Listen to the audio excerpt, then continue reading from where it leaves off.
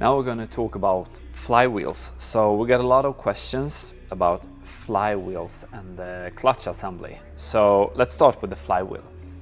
The flywheel often comes in some kind of lubricant, covered by lubricant. So start by wiping that off, because you can't have that between your clutch surface or on the friction surface. That won't work at all.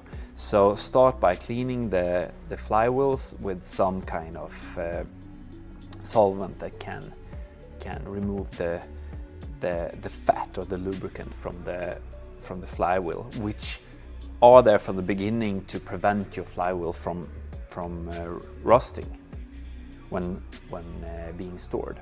So first up, about flywheels, it's about the comparison of the new flywheel and the old flywheel. So when you're ordering a flywheel, there are many things that could go wrong. So many things, many dimensions that can be different from your OEM flywheel.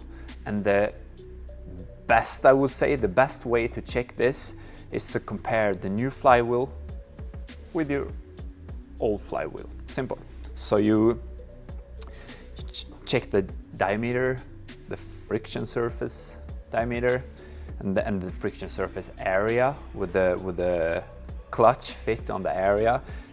Check the trigger, the height, the distance from the alignment from the crankshaft up to the friction surface, and so it goes. The flywheel should match your original flywheel if it's a direct replacement. If it's not, because you might want a different clutch, a different setup, a different trigger, of course, then it will differ, but then you know it. So as long as you should have a OEM trigger, OEM starter ring, etc., compare the new flywheel with your old flywheel and get rid of any misconceptions that it should fit, because this is something you can check by yourself. It's very, very easy.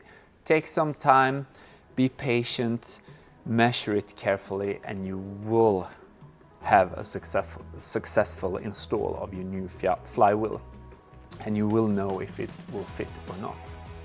Talking about fitment, we can start with the dowel pins.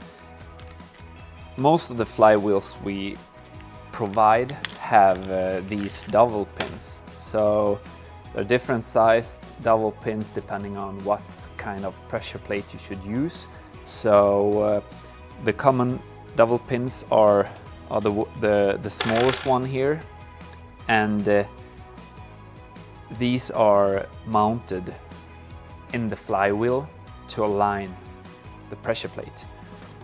And this is crucial to have a center pressure plate without a clutch assembly that brings vibration to your entire engine and gearbox. So be sure to use dowel pins, or in any other way center your clutch, because this is important to get rid of vibrations that will steal power and actually in the long run damage your entire car.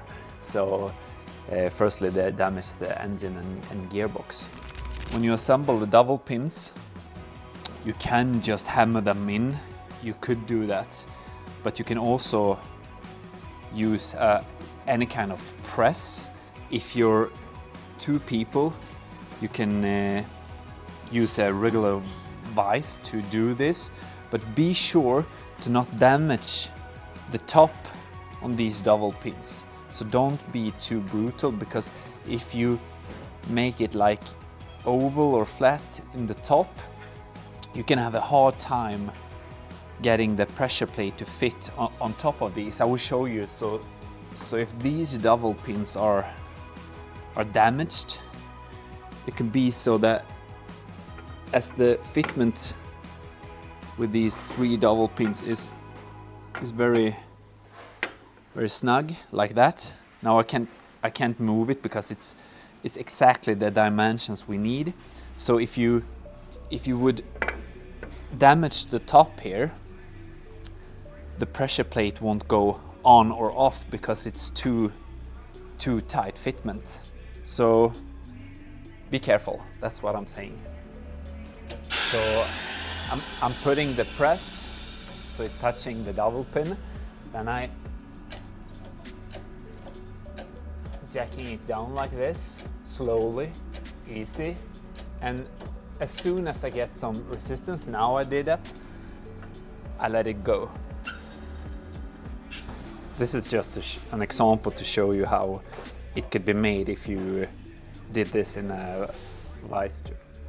Second, when checking your flywheel, the trigger wheel on your flywheel could be changed. So it doesn't have to be the trigger you have on your OEM flywheel, or the OEM flywheel might not even have a trigger, and now you want the trigger on the flywheel, and that could be 60 minus 2, and then that means you have 58 points, so minus 2, so 2 slots are out, and that's the trigger check. And also the minus 2 part, where is this located in relation to your top dead center? So this is important for your ECU setup, the software setup, to know where the engine is. And this is a crucial crank trigger point which you will need to know. So be sure to measure this, or know it from the OEM flywheel, because if the OEM flywheel have the same trigger pattern, you will have the same data on that trigger. Then you can compare the starter ring, so the starter ring teeth, the number of teeth, and the type of teeth, so it will fit your starter motor. And when that is done, you know the dimension of the trigger and the starter ring.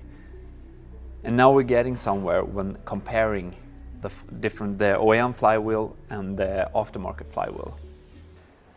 Also, if you have the OEM clutch to be used, you can check with your OEM flywheel, is this the same friction surface and layout? Are there any step down on your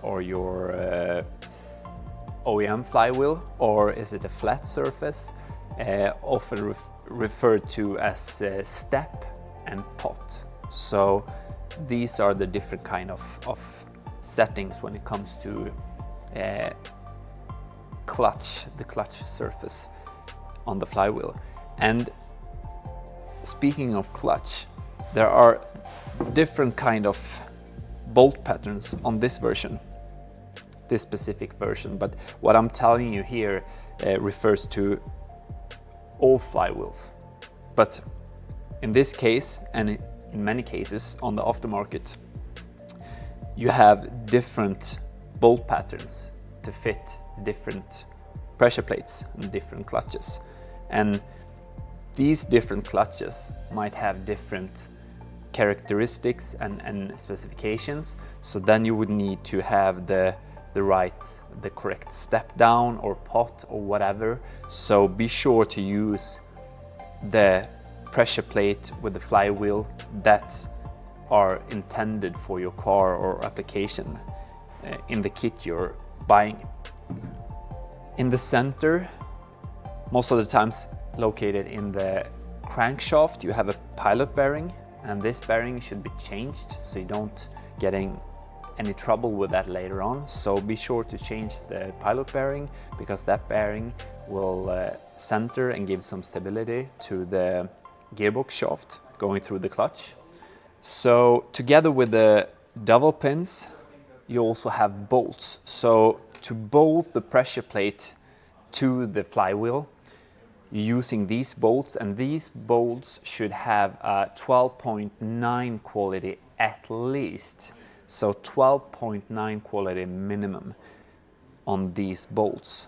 So that's generally a little bit information about flywheels. There's a lot to say about this, like the center hole, the bolt holes, the steering, etc., etc. But be sure to compare your aftermarket flywheel with your OEM one. And that way you know if it's the right fit for you. Because if you ordered some kind of specification, different specification from OEM, you know that should be differ from the OEM flywheel. So that's some information about the flywheel.